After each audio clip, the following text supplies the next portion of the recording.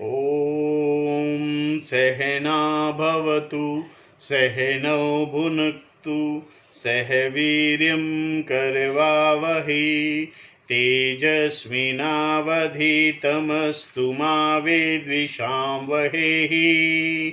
ओम शांति शांति शांति। श्रुतिस्मृतिपुराणानाम् आलयं करुणालयं नमामि भगवत्पाद शंकरं लोकशंकरं शंकरं शंकराचार्यं केशवं बादरायणं सूत्रभाष्यकृतौ वन्दे भगवन्तौ पुनः पुनः।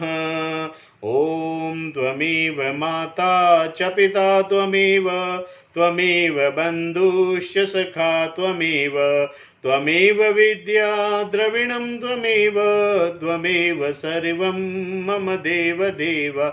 ओम गुरुदेव भगवान शिव शंकर भोलेनाथ कैलाशपति महाराज की जय। भगवान व्यास जी महाराज की जय। शंकराचार्य भगवान की जय। स्वामी चिन्मयानंद भगवान की जय। स्वामी दयानंद भगवान की जय। स्वामी प्रबुद्धानंद भगवान की जय। माता पिता की जय। सभी गुरु देवताओं की जय। श्री कृष्ण गोविंद हरि मुरारे हे नाथ नारायण वासुदेवा।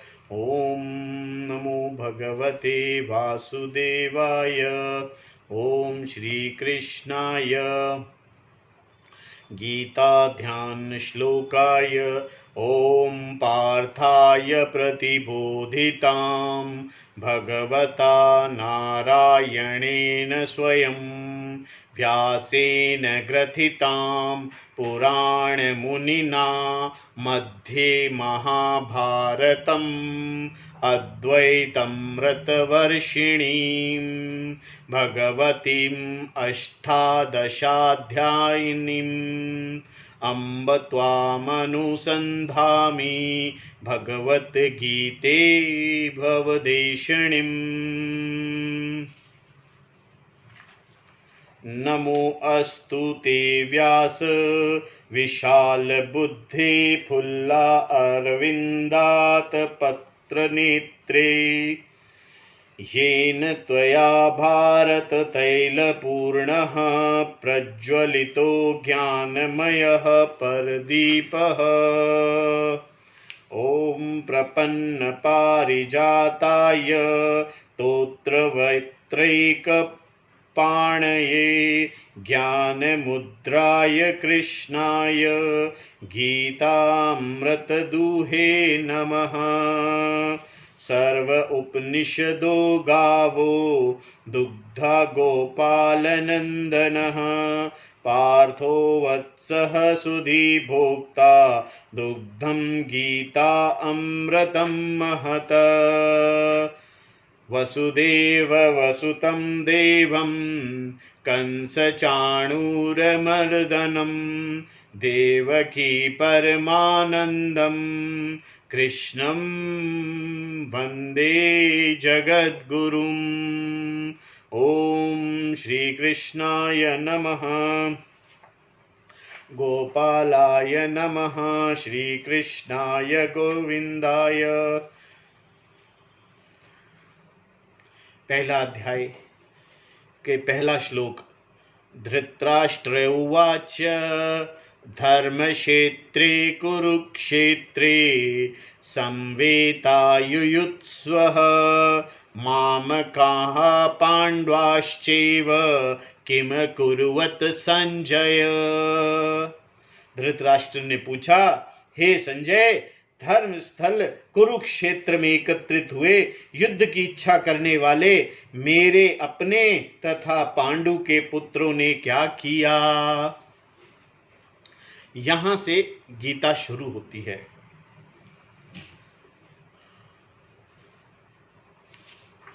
और जीवन की आधी समस्याएं या कहें पूरी समस्याएं यहीं से शुरू होती है, जब दिमाग के अंदर ये बात आती है, तब जब ये पूछा जाता है कि अब इसका क्या होगा, इस कर्म का फल क्या होगा, फल की इच्छा या ये कर्म कैसे होगा। संपूर्ण गीता में यही द्वंद्व अपने अंदर जो द्वंद्व है उसी की व्याख्या पूर्णतः गीता में है।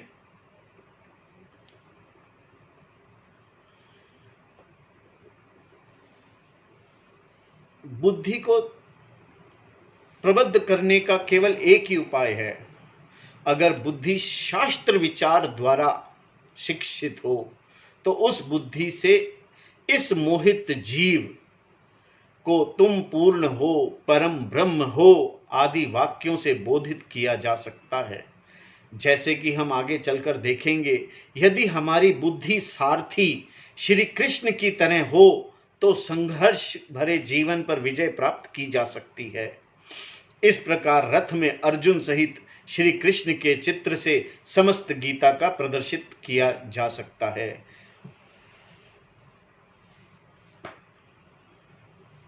अब दूसरा श्लोक करते हैं। संजय उवाच, उत्तर दे रहे हैं संजय। हमने कल बताया था आपसे, दृष्ट्वा तु पांडवानिकं व्यूढं दुर्योधनस्तथा आचार्यमुपसंगम्य राजा वचनं ब्रवीतः। संजय ने कहा, उस समय राजा दुर्योधन ने व्यूह रचित पांडव सेना को देखा। देखते हुए आचार्य द्रोण के पास पहुंचकर कहा,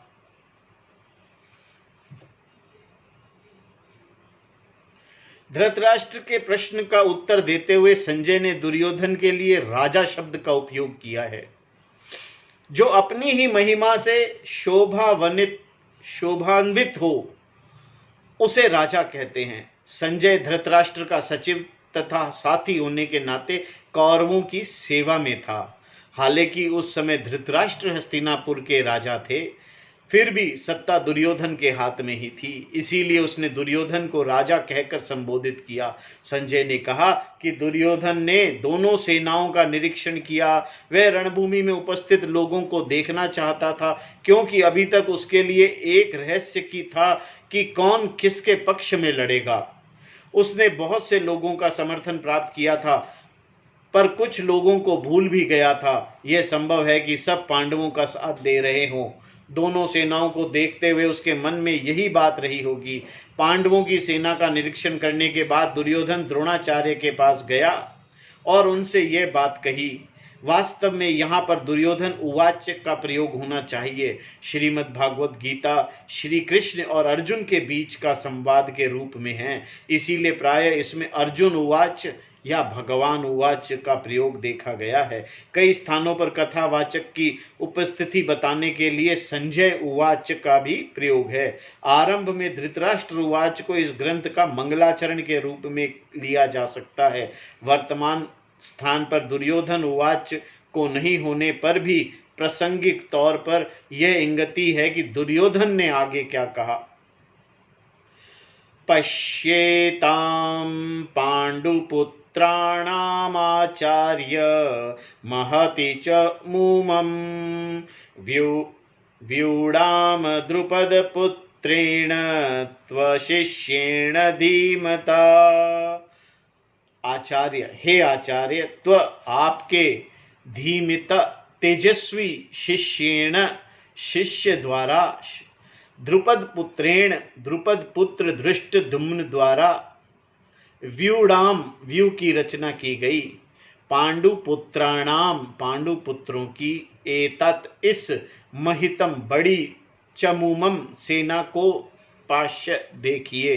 हे आचार्य, आपके तेजस्वी शिष्य द्रुपद पुत्र धृष्टद्युम्न द्वारा व्यू रचना की गई पांडुपुत्रों की इस बड़ी सेना को देखिए।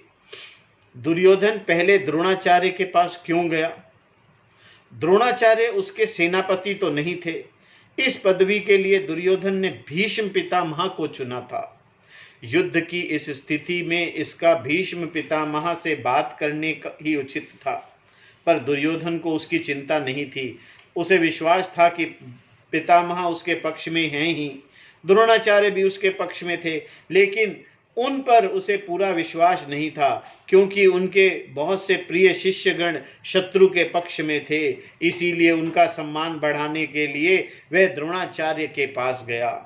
वे दुर्योधन के लिए भी धनुर्विद्या के गुरु थे, इसीलिए उनका मान रखने के लिए वह उनके पास पहले गया। उसने आचार्य से पांडवों द्वारा रचित उनकी महान सेना का अवलोकन करने को कहा, जिसमें बहुत से हाथी, घोड़े, रथ और योद्धा अग्रसर हो रहे थे। पांडवों के महान सेना का नेतृत्व राजा ध्रुपद के पुत्र धृष्टद्युम्न कर रहे थे। उसके पिता पांचाल नरेश ध्रुपद से द्रोणाचार्य की पुरानी शत्रुता थी, पर उसका पुत्र धृष्टद्युम्न, जो दुर्योधन के शिष्यों में से एक था, अब शत्रु पक्ष का सेनापति था। द्रोणाचार्य की इसकी याद दिलाकर ताना मारने का यह मौका दुर्योधन ने नहीं गंवाया। वह कहना चाहता था कि जिस ज्ञान की प्राप्ति धृष्टद्युम्न ने अपने गुरु से की है, उसी ज्ञान का प्रयोग वह अपने ही गुरु के विरुद्ध करने जा रहा है। विजय की प्राप्ति में द्रोणाचार्य की भूमिका तो अति आवश्यक जानते हुए शत्रु के पक्ष में सभी प्रमुख योद्धाओं को परिचय देने के बाद उसने अपने पक्ष के वीरों को भी प्रस्तुत किया, क्योंकि वह स्वयं विजयी बनकर राज्य अपने ही पास रखना चाहता था।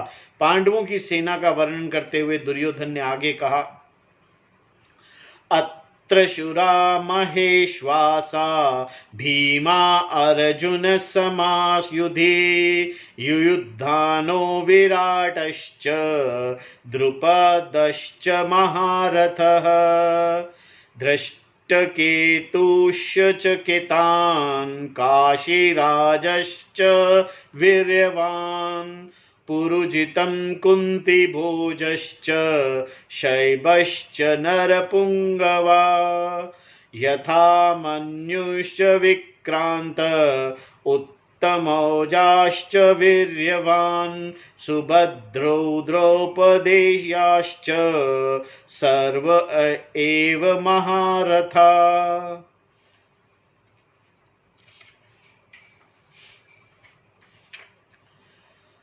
दुर्योधन बोला, इस सेना में बड़े बड़े धनुर्धर तथा योद्धा में भीम और अर्जुन के समान वीर पुरुष, युयुधान, सात्यकी, विराट, महारथी राजा ध्रुपद, धृष्टकेतु, चेकितान तथा बलवान काशीराज, पुरुजीत, नरों के उत्तम कुंती भोज और शैल्य अति शक्तिशाली युधामन्यु और उत्तम मौजा सुभद्रा पुत्र अभिमन्यु तथा द्रौपदी के पांचों पुत्र सभी सचमुच पराक्रमी हैं।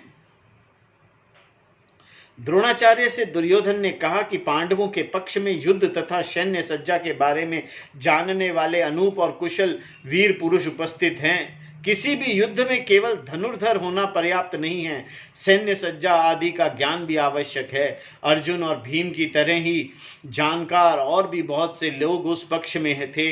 दुर्योधन ने इन सब का नाम इसीलिए लिया क्योंकि वह जानता था कि आचार्य के मन में इनके प्रति कोमल भाव है। जिन योद्धाओं के धनुष के नाम प्रसिद्ध थे उन्हें महोश्वसा कहा जाता है। जिस प्रकार शिवजी के धनुष का नाम पिनाक था, वैसे ही अर्जुन के धनुष का नाम गांडीव था। ये सभी प्रसिद्ध धनुर्धर थे। वास्तव में धनुष को अपनी कोई कीर्ति नहीं होती, बल्कि महान धनुर्धरों के पराक्रम उन्हें यश दिलाते हैं। इन योद्धाओं के अपने अपने शंख भी थे, जिनके अलग अलग नाम थे। यह सभी योद्धा भीम और अर्जुन के समान कुशल थे। राजा विराट तथा द्रौपदी के पिता राजा ध्रुपद महारथी थे, जो युद्ध करते ही अपने तथा साथ ही सारथी और घोड़ों की रक्षा करने में भी समर्थ थे। उसे महारथी कहते हैं। अगर ऐसा ना हो तो कोई भी सारथी इनका रथ चलाना नहीं चाहेगा। वह अपनी ओर आने वाले अस्त्र शस्त्र को प्रभावहीन बनाते हुए सारथी तथा घोड़ों को बचाने में समर्थ होता है, वह महारथी कहलाता है। दुर्योधन ने जिन योद्धाओं का नाम लिया था वे साधारण वीर नहीं थे, निसंदेह महारथी थे। उसके बाद दुर्योधन ने कुछ और अनुपम धनुर्धरों के नाम दिए। छेदी नरेश, शिशुपाल का पुत्र धृष्टकेतु और चेकितान प्रसिद्ध थे। काशी का राजा पराक्रमी था। इसके अलावा पुरुजीत, कुंती भोज और शल्य आदि उत्तम योद्धा थे। उनमें अधिनायक युधामन्यु तथा बलवान उत्तम मौजा भी थे। जिन जिनका नाम दुर्योधन ने लिया वह सभी दल नायक थे। इनके साथ सुभद्रा पुत्र अभिमन्यु तथा द्रौपदी के 5 पुत्र भी थे। वह सभी एक से बढ़कर एक महान योद्धा थे। अस्त्र शस्त्र तथा युद्ध में निपुण होकर अकेले ही 10,000 धनुर्धरों को एक साथ सामना करने वाले को महारथी कहते हैं। जो 10,000 से कम धनुर्धरों के साथ लड़ने में समर्थ हो वह अतिरथी कहलाता है। जिसकी क्षमता इससे थोड़ी कम हो वह अर्धरथी कहलाता है। इन वर्णात्मक श्लोकों की व्याख्या के उद्देश्य को समझना आवश्यक है। यह कथा रोचक है, फिर भी केवल मनोरंजन की दृष्टि से इसे नहीं देखना चाहिए। यह सारे श्लोक अर्जुन की मानसिक स्थिति को बताते हैं। तत्व को समझाने के लिए कथा का उपयोग किया जाता है, लेकिन उसका तात्पर्य प्रशिक्षण का संदर्भ बताने में है।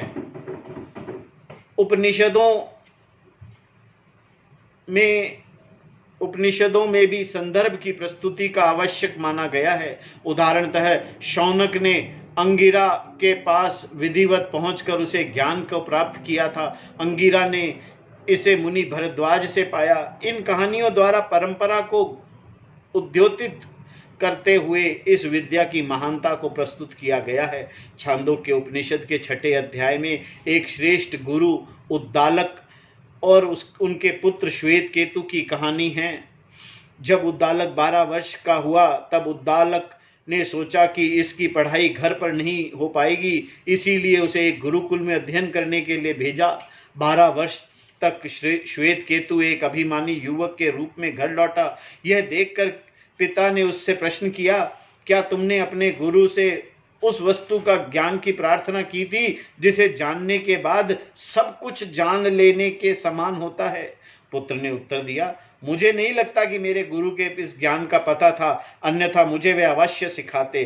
कुछ समय बाद श्वेत केतु को यह भान हुआ कि इस प्रकार बोलना उचित नहीं है। नर्म होकर उसने पिता से जानना चाहा कि क्या सचमुच ऐसा ज्ञान है। पिता ने कहा, हाँ, ऐसी विद्या है। किसी कार्य के करने को जान लेने से उसकी सभी कार्यों को जान लेने के समान होता है। यदि मिट्टी का ज्ञान हो तो मिट्टी से बनी सभी चीज़ों को पहचाना जा सकता है। यदि तुम मिट्टी को जानते हो तो घड़े को भी जानते हो, क्योंकि घड़ा केवल उसका नाम और रूप है। उस घड़े में मिट्टी के अतिरिक्त कोई और तत्व है ही नहीं। इसी प्रकार यदि किसी व्यक्ति में इस सृष्टि का कारण और ज्ञान हो तो उस व्यक्ति के लिए सब कुछ जान लेना के समान होगा। ऐसा नहीं है कि सभी विषयों को विषय ज्ञान होगा, लेकिन यह सब जान लेने का समान है। यदि घड़े की सत्यता का ज्ञान हो तो उसके मिथ्यात्व का ज्ञान भी होगा। इतना ही जानना है कि क्या सत्य है तथा मिथ्या क्या है। उद्दालक ने ऐसे ज्ञान की संभावना को प्रस्तुत किया। श्वेत केतु ने उस ज्ञान को जानना चाहा। यही महावाक्य तत्वमसि का संदर्भ है। इन कहानियों से विद्या के संदर्भ को समझना चाहिए। इसे प्राप्त करने की प्रेरणा पाना, इसकी अत्यावश्यकता का भान होना तथा इसे प्राप्त करने की विधि आदि बातों पर प्रकाश पड़ता है। ऐसी कहानियां प्रशिक्षण प्रणाली तथा संपूर्ण संप्रदाय की महानता को उद्योतित करती है। यह जानना आवश्यक है कि अर्जुन जैसा महान योद्धा संस्कृति तथा सभ्यता को जानने वाला था। करुणावान व्यक्ति ही ज्ञान का जिज्ञासु बन सकता है। इसमें यह समझना आसान होगा कि किस तरह से व्यक्ति अपने जीवन के संघर्षों का तात्पर्य समझते हुए अपने अधूरेपन से छुटकारा पाने का प्रयास करता है। यद्यपि श्री कृष्ण ने महाभारत के संदर्भ की सीमा को ध्यान में रखकर अर्जुन को शिक्षा दी थी, तथापि इस संदर्भ में हर एक के जीवन में लागू होने की दृष्टि से भी देखा जा सकता है। उदाहरणतः जिन वाक्यों द्वारा भगवान ने अर्जुन को युद्ध के लिए प्रेरित किया था, हमारे लिए उन वाक्यों का तात्पर्य यह है कि हर व्यक्ति को अपना कर्तव्य करना चाहिए।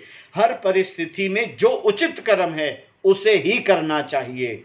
अब तक महाभारत का ही प्रसंग चल रहा है, गीता भी शुरू नहीं हुई है। दूसरे अध्याय के 11वें श्लोक से ही गीता का प्रशिक्षण आरंभ होता है। पहले अध्याय में केवल भूमिका को ही प्रस्तुत किया गया है। महाभारत में इसके पूर्व आने वाले अध्यायों को भी गीता के सीधा संबंध नहीं है, फिर भी उनमें अर्जुन की वर्तमान मनोस्थिति की भूमिका है, इसीलिए गीता के प्रथम अध्याय पर भी गौर करना आवश्यक है। पांडव सेना के प्रमुख दल नायकों से द्रोणाचार्य को परिचित कराने के बाद अब दुर्योधन अपनी सेना का वर्णन करने लगा। अस्माकं तु विशिष्टा ये त्रिन्बोधद्विजोत्म नायका मम सैन्यस्य संज्ञार्थतान ब्रवीमिते। दूसरी ओर हे ब्राह्मण श्रेष्ठ, अपने जो प्रमुख हैं उनको जान लीजिए। आपकी जानकारी के लिए मेरी सेना के जो सेनापति हैं उनके बारे में बताता हूँ। दुर्योधन के पक्ष में लड़ने वाले भी साधारण योद्धा नहीं थे, वे सभी महारथी थे। यही बात बताने की इच्छा से दुर्योधन ने आचार्य से कहा, आपको मैं अपने सेनापतियों से परिचित कराता हूं। उसने आचार्यों के द्विजोत्तम कहकर संबोधित किया है। उपनयन जनेऊ के समय ब्राह्मण, क्षत्रिय तथा वैश्य को गायत्री मंत्र की दीक्षा दी जाती है। यह उनका दूसरा जन्म कहलाता है, अतः इन्हें द्विज कहा जाता है। गुरु द्रोणाचार्य धनुर्विद्या में जाने माने विद्वान थे, इसीलिए द्रोणाचार्य ने उनके लिए उत्तम शब्द का प्रयोग किया है। अपनी सेना का वर्णन करते हुए उसने आगे कहा, भवान भीष्मश्च कर्णश्च कृपाश्च समिति अंजय अश्वत्थामा विकर्णश्च सौमदति जयद्रथः अन्ये च बहवः शूरा मदर्थे तत्त्वक्तजीविता नानाशस्त्रप्रहाणः सर्वयुद्धविशारदा।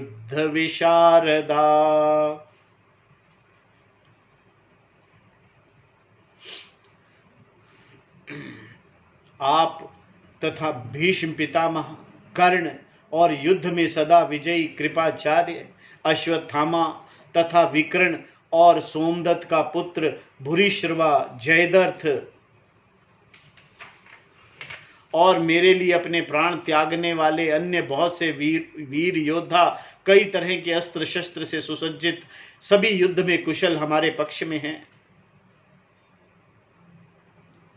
द्रोणाचार्य के बहुत से प्रिय शिष्यगण शत्रु के पक्ष में थे और दुर्योधन को डर था कि कहीं द्रोणाचार्य मन युद्ध में ना लगे, इसीलिए दुर्योधन ने द्रोणाचार्य को महोदय, भवान कहकर पुकारा। इस प्रकार वह उनका मन जीतना चाहता था। बाद में ताना देते हुए उसने यह भी कहा कि उनका मन पांडवों के साथ है, इसीलिए वह मन लगाकर युद्ध नहीं कर रहे हैं। जब भीष्म पितामह की पराजय हुई तब द्रोणाचार्य सेनापति बने। दुर्योधन के ताने से क्रुद्ध होकर उन्होंने युधिष्ठिर को मृत या जीवित बंदी बनाने का निश्चय किया था।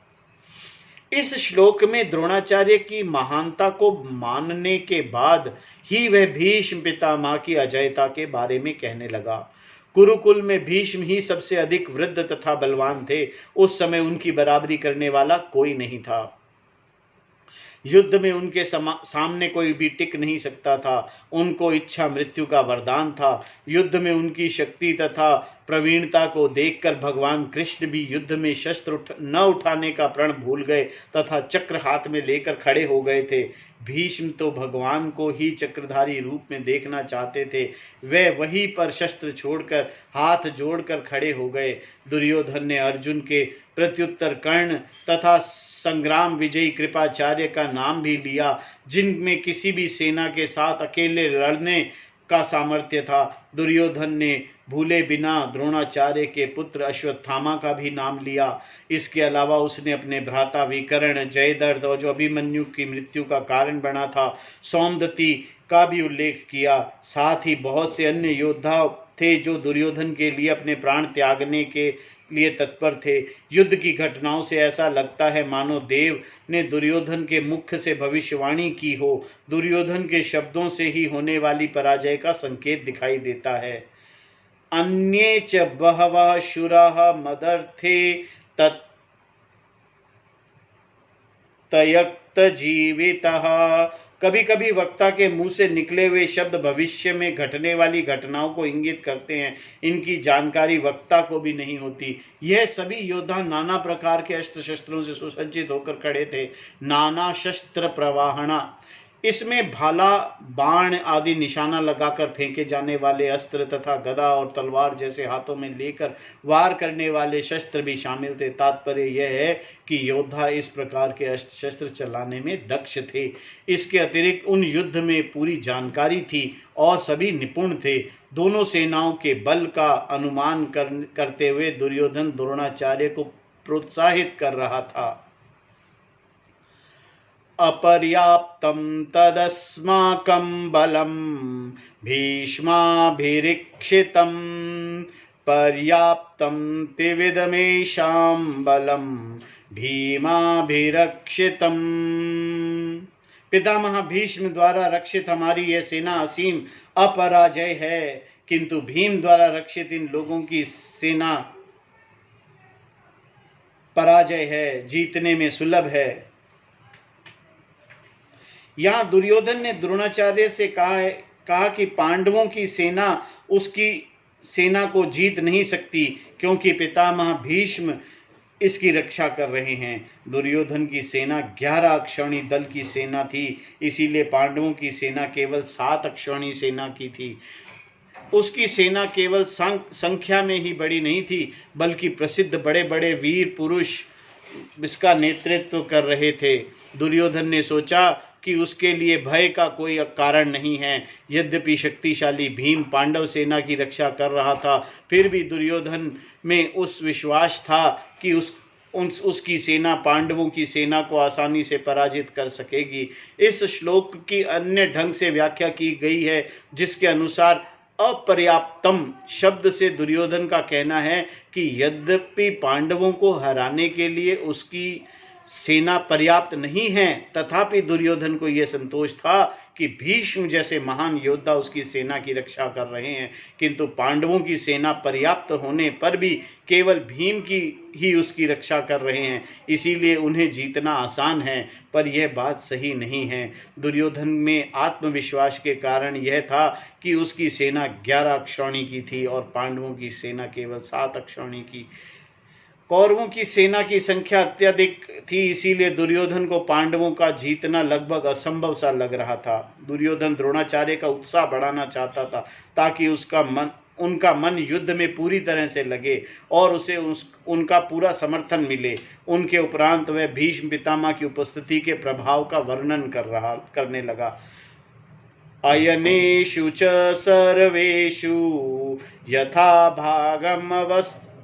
भागमवस्थितः भीष्म एवाभिरक्षन्तु भवन्तः सर्व एव ही।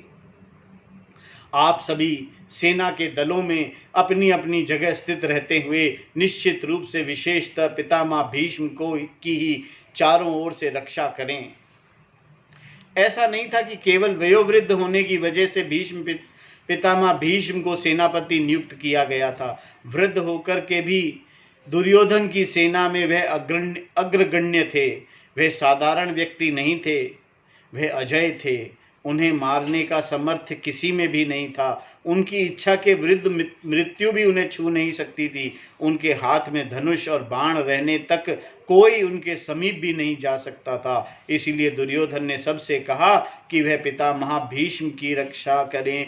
यदि उनकी रक्षा होगी तो सेना भी सुरक्षित रहेगी तथा विजय भी निश्चित होगी। दुर्योधन का कहना था कि वह उन्हें किसी भी प्रकार घायल नहीं देख सकता। सेनापति भीष्म की सुरक्षा का मन में रखकर ही दुर्योधन ने सेना की व्यूह रचना की थी। उसके अनुसार पांडवों के लिए इस रचना को बींधकर पितामह भीष्म के पास आना आसान नहीं था। उसने कदाचित इस बात को ज्ञापित करते हुए द्रोणाचार्य की ओर देखकर सबको अपने अपने स्थान पर रहने को कहा। क्योंकि पितामह को सुरक्षित रखने में ही उन सबकी सुरक्षा थी। सेनापति भीष्म की सुरक्षा को मन में रखकर ही दुर्योधन ने सेना की व्यूह रचना की थी। उसके अनुसार पांडवों के लिए इस रचना को बींधकर पितामह के पास आना आसान नहीं था। उसने कदाचित इस बात की ज्ञापित करते हुए द्रोणाचार्य की ओर देखकर सबको अपने अपने स्थान पर रहने को कहा, क्योंकि पितामह को सुरक्षित रखने में ही उन सब की सुरक्षा थी। युद्ध भूमि में के कोलाहल में अपने स्वर को अधिक ऊंचा करते हुए दुर्योधन ने यह बात कही होगी और उसे पितामह भीष्म ने भी सुना होगा। वे स्वयं इतने प्रवीण थे कि उनको किसी की रक्षा की आवश्यकता ही नहीं थी। वे अपने ही नहीं दूसरों की रक्षा करने में भी समर्थ थे। इसलिए दुर्योधन का चिंतित होना अनावश्यक था। उसे प्रोत्साहित तथा हर्षित करने के लिए पितामह ने गरज कर शंख बजाया। इसका वर्णन आने वाले श्लोक में किया गया है। तस्य संजनायान हर्षः कुरु वृद्धः पितामह सिंहनाद विनघोष्य च शंखं ददोम प्रतापवान। उसके दुर्योधन के हृदय में हर्ष उत्पन्न करते हुए कौरवों के वृद्ध प्रतापी भीष्म पितामह ने उच्च स्वर में सिंह की दहाड़ के समान गरज कर शंख बजाया। दुर्योधन और उसके साथियों के मन में उत्साह एवं हर्ष बढ़ने के लिए कुरु वृद्ध पितामह ने सिंह की तरह गर्जना करते हुए अपना शंख बजाया। शंख की ध्वनि के साथ ही युद्ध का आरंभ घोषित हुआ। पांडवों के प्रति दुर्योधन की ललकार को पितामह ने स्वीकार किया। सेनापति होने के नाते उन्हीं को युद्ध के आरंभ की चेतावनी देते हुए सभी को सावधान करना था। उन्होंने शंख बजाकर ऐसा ही किया। इसकी गूंज से सुनते ही दुर्योधन की सेना के अन्य दल नायकों ने भी अपने अपने शंख बजाए। ततः शंखाश्च भयर्षच प्रणवानक गोमुखः सहसैवाभयहन्यन्त सशब्दस्तु मूलो अभवत्। उसके उपरांत शंख, भेरी, डफली, तुरही तथा नरसिंगे आदि बाजे एक साथ बज उठे। वह शब्द पृथ्वी को कंपित करने वाला था। तरह तरह के उन बाजों को जिसका उपयोग रणभूमि में किया जाता है यहाँ वर्णन किया गया है, जैसे ताशे, नगाड़े, बिगुल आदि। इनमें संगीत, लय, ताल आदि नहीं होता। इनकी गूंज कोलाहल पैदा करती है। पितामह भीष्म सेनापति थे, इसीलिए पहले उनको शंख बजाना था। सभी लोग उनका सम्मान करते थे। उनके पहल करते ही सभी ने उनका साथ दिया। युद्ध में नगाड़े बजने लगे। जिनके पास कोई वाद्य न था वह जोर जोर से चिल्लाने और गरजने लगे। यह भयानक कोलाहल ने पृथ्वी और आकाश को हिलाकर रख दिया। दुर्योधन की सेना को इस प्रकार कोलाहल करते देख पांडवों ने भी शंख, नगाड़े आदि बजाने शुरू कर दिए। इसका वृतांत वर्णन आगे के 6 श्लोकों में दिया गया है। ततः श्रवित्र्युक्ते महति स्यनद्दने स्थितो माघवा पांडवश्चैव दिव्यो शंखो प्रधमतु। इसके पश्चात सफेद घोड़ों से युक्त एक भव्य रथ में बैठे हुए श्री कृष्ण और अर्जुन ने भी अपने दिव्य शंख बजाए। कौरवों की सेना के वर्णन के पश्चात कथावाचक संजय ने अर्जुन की ओर दृष्टि फेरी। यहाँ पर पांडव शब्द पांडु के पुत्र अर्जुन की ओर संकेत करता है। जैसे कि हम देख चुके हैं, लक्ष्मीपति को माधव कहते हैं। गीता में श्री कृष्ण को उल्लेख ऋषिकेश, जनार्दन, अच्युत, केशव नामों से भी किया गया है। सफेद घोड़ों से युक्त एक अति भव्य रथ में श्री कृष्ण और अर्जुन बैठे थे। विविध प्रकार के घोड़ों के बीच में यह सफेद घोड़े स्पष्ट दिखाई दे रहे थे। दुर्योधन की सेना के कोलाहल का उत्तर में श्री कृष्ण और अर्जुन ने अपने दिव्य शंख बजाए। इन्हें आगे दिव्य शंखों के नाम बताए गए हैं, क्योंकि यह साधारण शंख की तरह इकट्ठा नहीं किए गए थे। पांचजन्य ऋषिकेशो देवदत्त धनंजयः पौंड्रधर्मो महाशंखम् भीम कर्माव्रकोदरः। श्री कृष्ण ने पांचजन्य नामक शंख, अर्जुन ने देवदत्त नामक शंख तथा भयानक कर्म वाले भेड़िए के समान पेट वाले भीम ने पौंड्रक नामक शंख बजाया। श्री कृष्ण के शंख का नाम पांचजन्य था, जैसा कि हम देख चुके हैं। धनुषों के भी अपने नाम थे। अर्जुन के धनुषों का नाम गांडीव था। देवदत्त अर्जुन के शंख का नाम था, जो किसी देवता द्वारा अर्जुन को प्रदान किया गया था। धनंजय अर्जुन का नाम था। धनंजय अर्जुन का नाम है। भीमकर्मा भीम का दूसरा नाम है। युद्ध काल में हो या शांति में हो, भीम ने हमेशा अनेक प्रकार की कठिन कार्य किए थे। वह कभी भी कोई सरल कार्य हाथ में नहीं लेता था। उदाहरणतः पांडवों को अज्ञातवास के समय वह राजा विराट को रसोइया बना। चूंकि वह भोजन भट्ट था, इसीलिए वह अपने कार्य के लिए चुना गया। अत्याधिक भोजन पाना आसान तरीका था। महत परिमाण के भोजन बनाने में वह कुशल था। संस्कृत साहित्य में दो प्रकार की रसोई का उल्लेख किया गया है। एक नल पाक, राजा नल की रसोई। राजा नल स्वादिष्ट भोजन बनाने में कुशल थे, किंतु वह अल्प परिमाण के लोगों के लिए ही भोजन बनाने में समर्थ थे। भीम हजारों के लिए स्वादिष्ट भोजन बनाने में समर्थ था। उसे भोजन को भीम पाक कहा जाता है। अत्याहारी होकर भी भीम बिल्कुल मोटा नहीं था। वह व्रकोदर कहते थे। व्रक भेड़िए को कहते हैं। भेड़िया एक समान उदार अथवा पेट जिसका है वह व्रकोदर कहलाता है। भीम हमेशा भेड़िए की तरह भूखा रहता था। इस प्रकार तुलना को लक्षण कहते हैं। अतः भेड़िए शब्द को इंगित अर्थ है भूख। भेड़िया बहुत अधिक खाता है, फिर भी उसका पेट अंदर धंसा रहता है और वह चुस्त रहता है। बड़े कद का होकर भी हमेशा भूखा रहने वाला भीम चुस्त था, पर उसकी भूख सदैव चिंता का कारण बनी रहती थी। भीम की छाती चौड़ी थी अथवा उसका शंख पौंड्रक भी बड़ा था। आने वाले श्लोक में युधिष्ठिर, नकुल और सहदेव के शंखों का वर्णन है। अनंत विजयम राजा कुंती पुत्रो युधिष्ठिरः नुकुलः सहदेवश्च सघोष्मणि पुष्पकौ। कुंती पुत्र राजा युधिष्ठिर ने अनंत विजय नामक और नुकुल और सहदेव ने सघोष तथा मणिपुष्पक नामक शंख बजाए।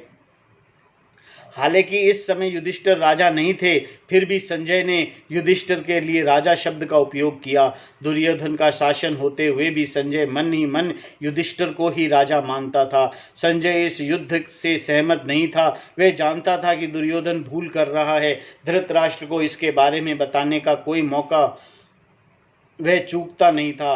अनंत विजयों को लाने वाला अनंत विजयी धर्मपुत्र का शंख का नाम था। मधुर स्वर वाला सघोष नामक शंख नकुल का था तथा रत्नों से अलंकृत मणिपुष्पक शंख सहदेव का था।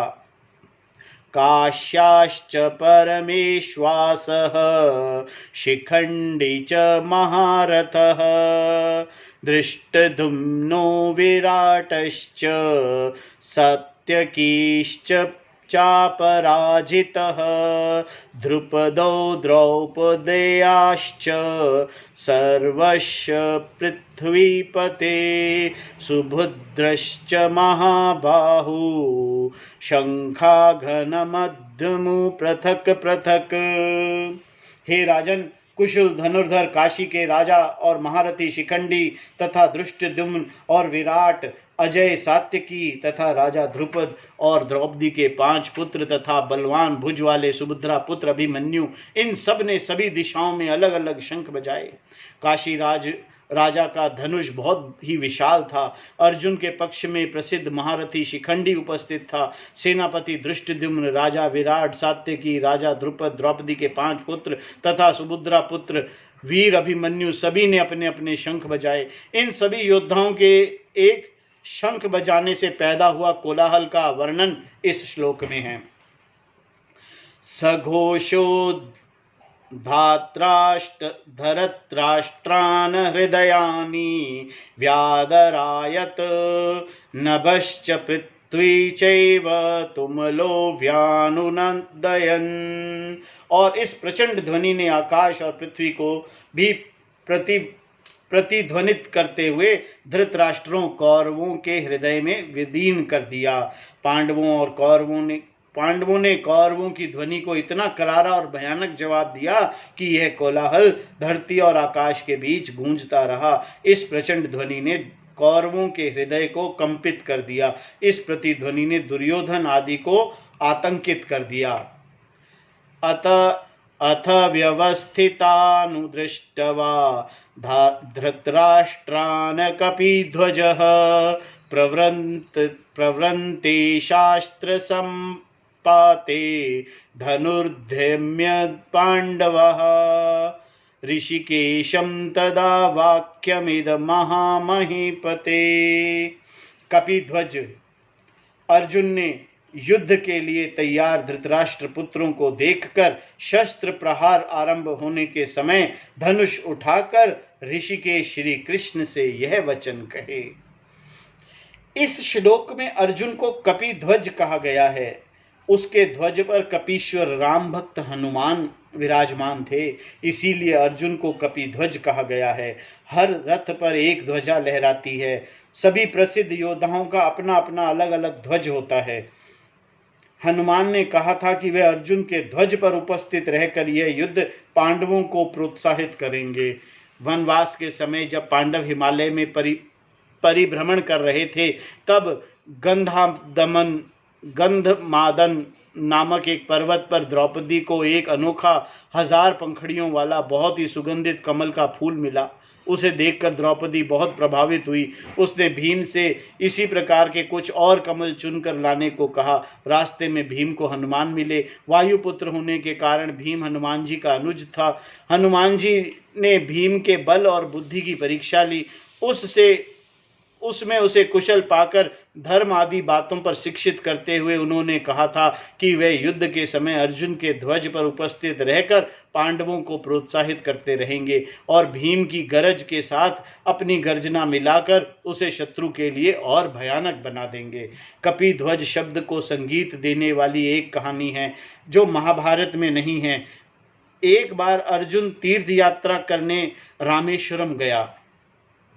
वहां पर वानरों द्वारा श्री रामचंद्र जी के लिए बनाई गई सेतु का चिन्ह देखकर अर्जुन ने सोचा कि भगवान राम वानरों की सहायता के बिना बाणों से भी सेतु का निर्माण कर सकते थे। उस समय हनुमान जी भी वहां उपस्थित थे। अर्जुन के मन की बात को जानकर एक छोटे से वानर का रूप लेकर अर्जुन के सामने आए तथा उसे बाणों का एक सेतु बनाने को कहा। इस पर पुल बनाने पर हनुमान जी उस पर चलने लगे। उनके भार से वह पुल टूट गया।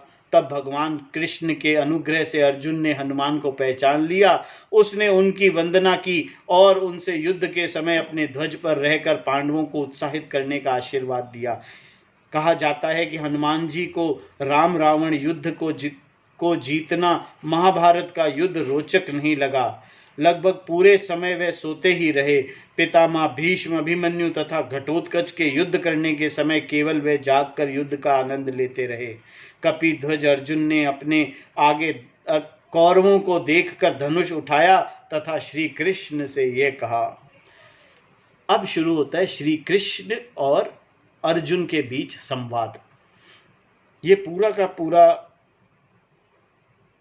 गीता अध्याय जो है वो अर्जुन और कृष्ण के बीच का संवाद है। अर्जुन उवाच सैन्योरुभाया मर्धये रथं स्थापयम उच्यत यावदेव देता निरक्षहं युद्ध कामनावस्थितान् कैर्मया सह योद्धव्याम स्मृणं सुमधय में।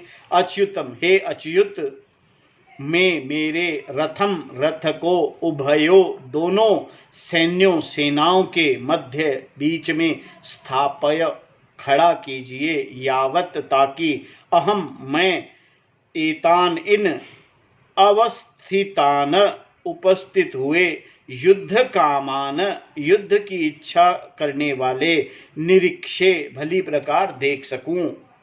अर्जुन ने कहा, हे अच्युत, भगवान कृष्ण के अलग अलग नामों से पुकारा जाएगा। हे अच्युत, मेरे रथ को दोनों सेनाओं के बीच में खड़ा कीजिए ताकि मैं युद्ध करने की इच्छा से उपस्थित इन योद्धाओं को भली प्रकार देख सकूं और निश्चय कर सकूं कि युद्ध के आरंभ होते ही मुझे किन किन के साथ लड़ना है।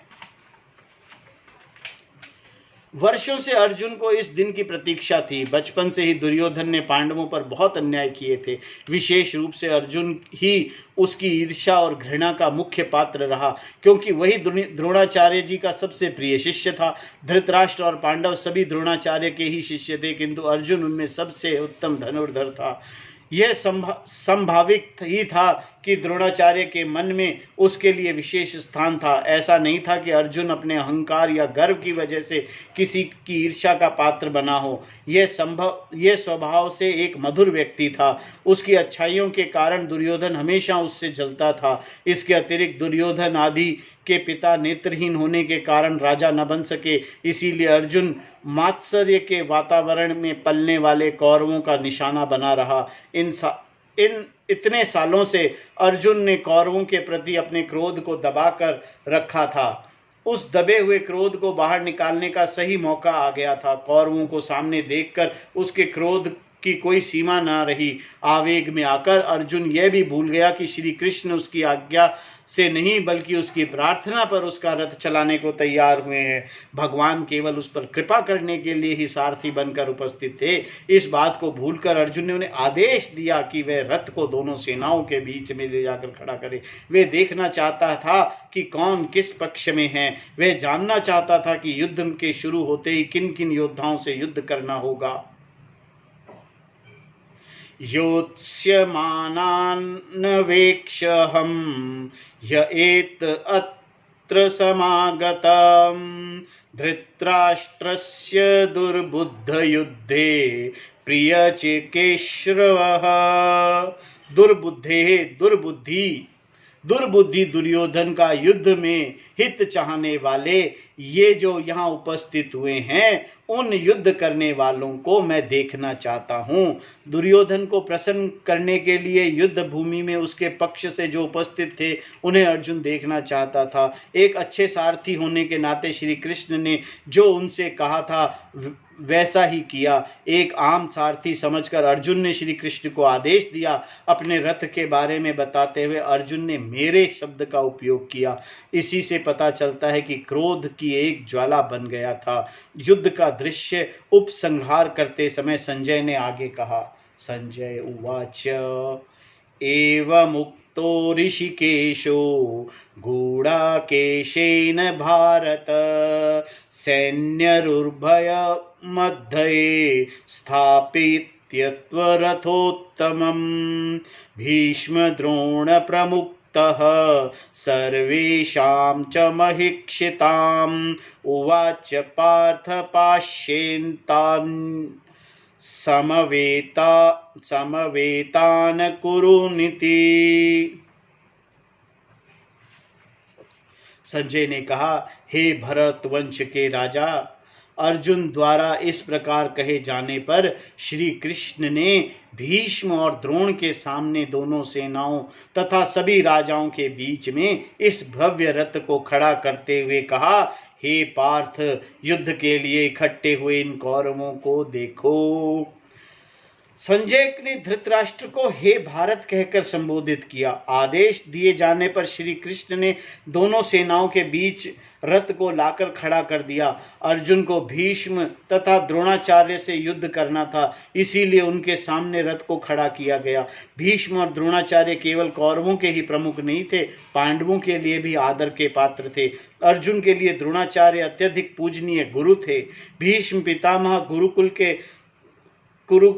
कुरुकुल के सबसे वरिष्ठ तथा आदरणीय व्यक्ति थे। अर्जुन और भीष्म के बीच एक विशेष संबंध था। दोनों पक्षों के योद्धा इन दोनों महानता को मानते थे।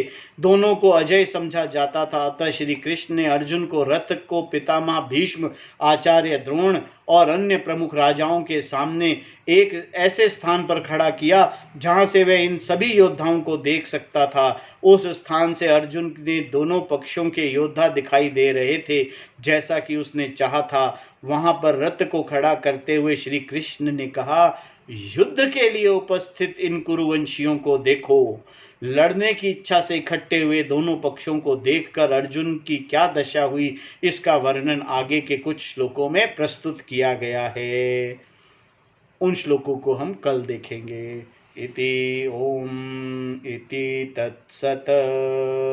ओम पूर्णमदः पूर्णमिदं पूर्णात् पूर्णमुदच्यते पूर्णस्य पूर्णमादाय पूर्णमेवावशिष्यते। ओम शांति शांति शांतिः। ओम नमो भगवते वासुदेवाय।